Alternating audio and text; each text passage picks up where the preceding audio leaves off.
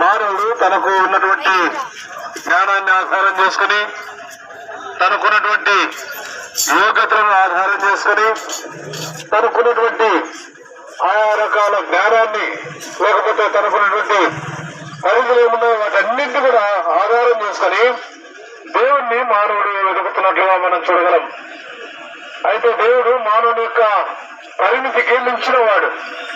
దేవుడు మహోన్నతుడు, ఆయన గొప్పవాడు, ఆయన మన తెలివికి మన జ్ఞానానికి మించిన వాడుగా ఉన్నాడు. కాబట్టి తరతరాలుగా మనిషి తన దేవుణ్ణి వెతుకుతున్నప్పుడు కూడా ఆ నిజమైన దేవుణ్ణి వెలుగులేని స్థితిలో నీవు నేను మనమందరం కూడా ఉన్నవారంగా ఉంటున్నాం. దేవుణ్ణి వెలికే ప్రక్రియలో మానవుడు సంపూర్ణంగా ఫెయిల్ అయిపోయాడు. మానవుడు సంపూర్ణంగా తప్పిపోయిన వాడుగా ఉన్నాడు.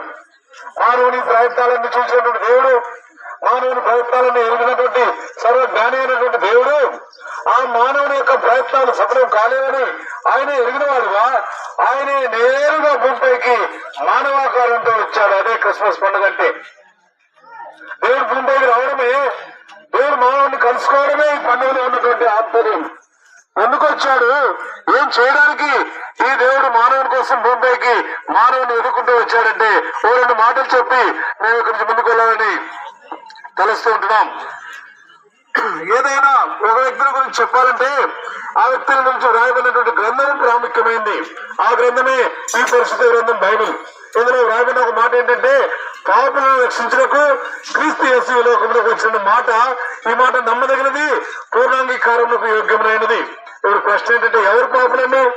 ఫలానా మతం, ఫలానా జాతి, ఫలానా కులం, ఫలానా దేశం వారా, ఫలానా రంగు కలిగిన వారా? బైబిల్ చెప్పే మాట ఏంటంటే, మనమందరం చెప్పే నేను వినే మనందరం కూడా పాపులమే.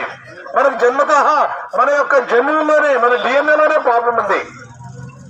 చిన్నపిల్లవాడికి అబద్ధం చెప్పమని, చిన్నపిల్లవాడిని మోసం చేయమని, చిన్నపిల్లవాడు మరి స్కూల్లో దొంగతనం చేయమని ఏ తల్లిదండ్రులు చెప్పరు. అయితే వాడు చేస్తున్నవాడు ఏంటి కారణం అంటే మన యొక్క శరీరంలోనే తత్వం ఉంది. కనుక మానవుడు మనమందరం కూడా పాపులమే. పాపులమైన మనము ఆ పరిశుద్ధమైన దేవుణ్ణి కలుసుకోవడం అసంభవం. పాపులమైన మనము ఆ మోక్షాన్ని కోరుకోవడం మంచిదే కానీ మోక్షంలో ప్రవేశించలేం. అక్కడ వెళ్ళాలంటే, ఆ దేవుణ్ణి కలుసుకోవాలంటే, ఆ మోక్షంలో ప్రవేశించాలంటే ఒకే ఒక మార్గము, ఆ మార్గమే దేవుడు అయినాడు. ఈ మార్గం మానవుడు ఎక్కలేడు, ఈ మార్గం ద్వారా మానవుడు వెళ్ళలేడు. అందుకే ఆయనే దిగి వచ్చిన వాడుగా ఉంటున్నాడు. 2025 సంవత్సరాల క్రితం యేసుక్రీస్తు లోకంలో మానవుడిగా వచ్చాడు. ఆయన ఏం చేయడానికి వచ్చాడంటే చాలా కార్యాలు చేశాడు. కుంటివారికి మరి కుంటివారిని బాగు చేశాడు, కుంటివారికి కన్నులిచ్చాడు, మరి చెవిటి కనుమన్న వారికి వాళ్ళకి మరి వినేటట్లుగా చేశాడు, పక్షవాయు కలిగిన వాడిని లేపాడు, చనిపోయిన వాడిని సైతం లేపాడు. కానీ ఈ కార్యాల కొరకు మాత్రమే యేసుప్రభువు వారి భూమిపైకి రాలేదండి. ఆయన వచ్చిన ప్రధానమైన కార్యము, ఆయన చేయడానికి వచ్చిన కార్యం ఏంటంటే మానవులమైన మనమందరము పాప క్షమాపణ, విమోచన, విడుదల పొందాలంటే రక్తం చిందించబడాలి. రక్తం చిందించబడకుండా మానవుని పాపం పోదు. అందుకే చాలా సార్లు బలుస్తుంటాం. ఆయా గ్రామాల్లో, ఆయా ఊర్లలో, ఆయా స్థలాల్లో, ఆయా దేశాల్లో చాలా విపరీతమైన బలు అనిపిస్తుంటారు. ఏంటి కారణం అంటే దేవుని యొక్క కోపం చల్లారు అంటే, దేవుని యొక్క ప్రతీకారం పాపం పైన పోవాలంటే రక్తం చిందించబడాలి. అందుకే ఆ రక్తం పరిశుద్ధమైన రక్తం కావాలి, ఆ రక్తం పవిత్రమైన రక్తం కావాలి. ఆ పవిత్రమైన దేవుడు, పరిశుద్ధమైన దేవుడు మన కోసం వచ్చాడు. ఆయన శిలువలో నీ కొరకు నా కొరకు చనిపోయాడు, ఆయన ప్రాణం పెట్టాడు, ఆయన రక్తం కార్చాడు. ఇప్పుడు చెప్పే మాట ఏంటంటే బైబిల్లో యేసు రక్తం ప్రతి పాపం నుండి కడిగి పవిత్రులుగా చేస్తుంది, పరిశుద్ధులుగా చేస్తుంది, పాప క్షమాపణిస్తుంది, మోక్షానికి వెళ్ళేటువంటి మార్గాన్ని మనం సిద్ధపరిచేదిగా యేసుప్రభువు వారి రక్తం ఉందండి. ఆయన చనిపోయాడు, సమాధి చేయబడ్డాడు, తిరిగి 3వ నాడు లేచాడు.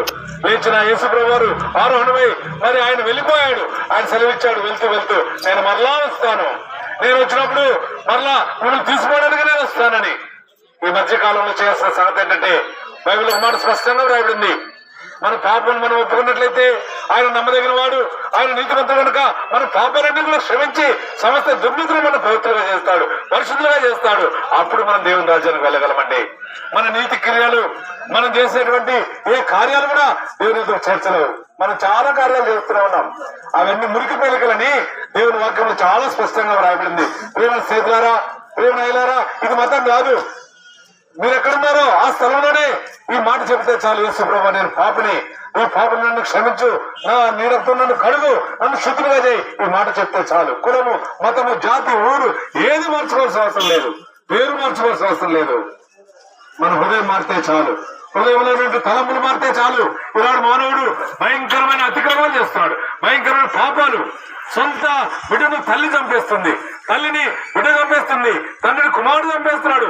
ఈ అతిక్రమం పెచ్చరిల్లిపోతుంది, ఈ పాపం విస్తరించిపోతుంది. ఆపే మరి మార్గం లేదంటే ఒకే ఒక మార్గం, ఆయన యేసుప్రభువారండి. ఆయన లోకంలోకి వచ్చాడు, ప్రాణం పెట్టాడు, చనిపోయాడు, తిరిగి లేచాడు. ఈనాటి వరకు ఇస్రాయేల్ దేశంలో మరి ఒక్క సమాధి ఖాళీగా ఉంది, అది యేసుప్రభువారి సమాధి. మరణాన్ని జయించలేచిన ప్రభు, పాపాన్ని జయించలేచిన యేసుప్రభువారు, శరీరాన్ని జయించిన యేసుప్రభువారు పరిశుద్ధులుగా, ఆయన పరిశుద్ధులుగా జన్మించాడు, పరిశుద్ధులుగా జీవించాడు. ఆయన చనిపోయి పరిశుద్ధులుగానే ఆరోగ్యమై వెళ్ళిపోయాడు, మరలా రాబోతున్నాడు. యేసుప్రభు రాకముందే నీవు ఇంకా జీవించుండగానే నేనే యేసుప్రభుని విశ్వాసం ఉంచు, నీకు రక్షణ, పాప క్షమాపణ, విమోచన, విడుదల దొరుకుతుందండి. కొరుకుంద గ్రామం నుండి ఆత్మగురు పట్నం వెళ్ళే దారిలో వేల్బేతల్ ప్రార్థన మందిరం గురుగుల పెట్టి దగ్గర మరి అక్కడ ఉంటుంది. ప్రతి ఆదివారము ఉదయకాలం 10 గంటల నుంచి అక్కడ ఆరాధన ఉంటుంది. అక్కడ దేవుని దాసులు ఉన్నారు.